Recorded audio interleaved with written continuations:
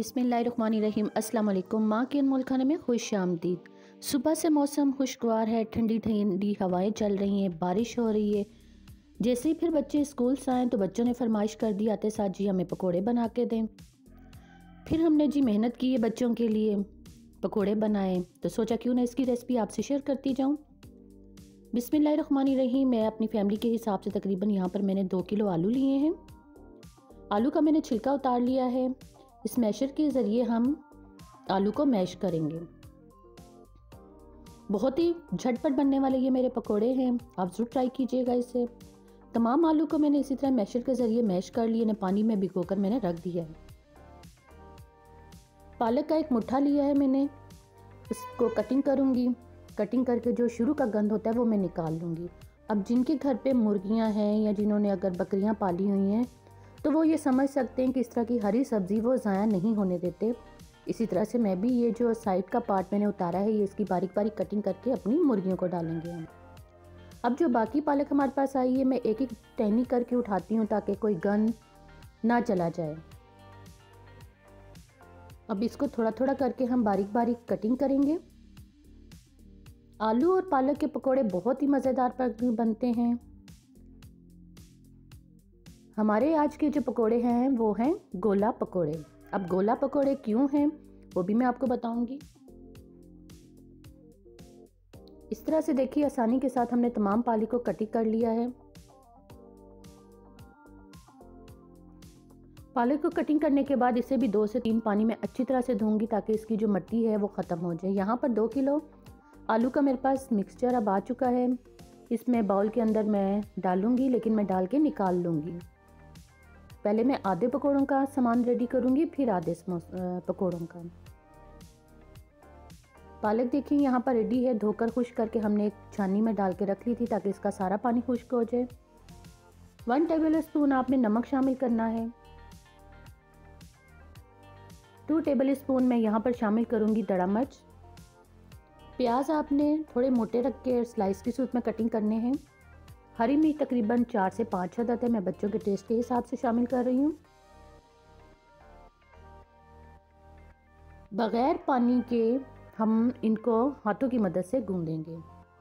तकरीबन यहाँ पर हम 2 से 3 टेबल स्पून के बराबर सूखा धनिया शामिल करेंगे, जिससे बहुत ज़बरदस्त टेस्ट आता है पकौड़ों में। बेसन यहाँ पर ये तकरीबन अब जो मैं मिक्सचर रेडी कर रही हूँ पकौड़ों के लिए, जो पालक मैंने आपके सामने अभी की थी उसमें तकरीबन ये मैंने हाफ का पालक ली है और तकरीबन 1 किलो के बराबर मैंने आलू लिए हैं। आमचूर पाउडर का इस्तेमाल कीजिए, जिससे बहुत ज़बरदस्त टेस्ट में इजाफा होगा। ज़ीरा पाउडर मैंने इसमें शामिल किया 1 टेबल स्पून, धनिया पाउडर शामिल किया जी 1 टेबल स्पून, मीठा सोडा हम हाफ टेबल स्पून के बराबर शामिल करेंगे। और आप देख सकते हैं इसमें पानी का इस्तेमाल मैं बिल्कुल नहीं करूँगी। जितने मसाले मैंने अभी शामिल किए उनको हाथों की मदद से मिक्स करना है हमने पहले, क्योंकि पालक जो है वो अपना पानी छोड़ देती है। अब बेसन यहाँ पर मैं 1 कप पूरा, और बाद में मुझे ज़रूरत अभी महसूस होगी और तो मैं हाफ कप बेसन और इस्तेमाल करूँगी। और आप देख सकते हैं कि बग़ैर पानी के मैं ये मिक्सचर रेडी कर रही हूँ। चूल्हे की फ्लेम को हमने ऑन कर दिया है, ऑयल को हमने गर्म करने के लिए रख दिया है। मेरे चैनल पर जो नए आने वाले हैं सब्सक्राइब ज़रूर किया करें, लाइक किया करें, कमेंट्स में ज़रूर बताया करें, रेसिपी अच्छी लगे तो शेयर ज़रूर किया करें। बेल आइकन के बटन को क्लिक करना मत भूला करें। ऑयल हमारा यहाँ पर जी रेडी हो चुका है, चेक भी हमने कर लिया। अब गोला कबाब मैं कह रही हूँ, गोला पकोड़े हैं। हाथों की मदद से आप इन्हें जैसे हम पेड़ा बनाते हैं उसी तरह से छोटे छोटे पेड़े बनाइए और ऑयल के अंदर डालते जाइए। यकीन जानिए खाने में बहुत ज़्यादा टेस्टी हैं, आप एक बार ज़रूर ट्राई कीजिएगा। बारिश का मौसम हो और घर पे पकोड़े ना बने ये तो हो नहीं सकता।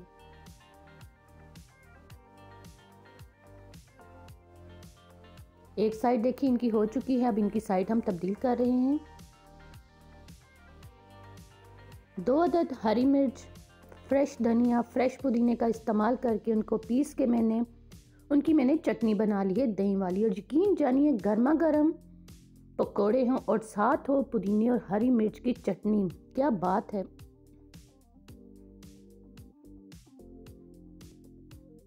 माशाल्लाह से देखिए कितने ज़बरदस्त हमारे गोला पकोड़े रेडी हो चुके हैं। मैं आपको एक खा कर भी बताऊंगी। चटनी के साथ यकीन जानिए इस मौसम में दुबाला हो जाता है। इसकी लज्जत जो है, इसका जायका पकोड़ों का बहुत ही टेस्टी हैं। आप ज़रूर ट्राई कीजिएगा इस मौसम में और मुझे अपनी दुआओं में याद रखिएगा।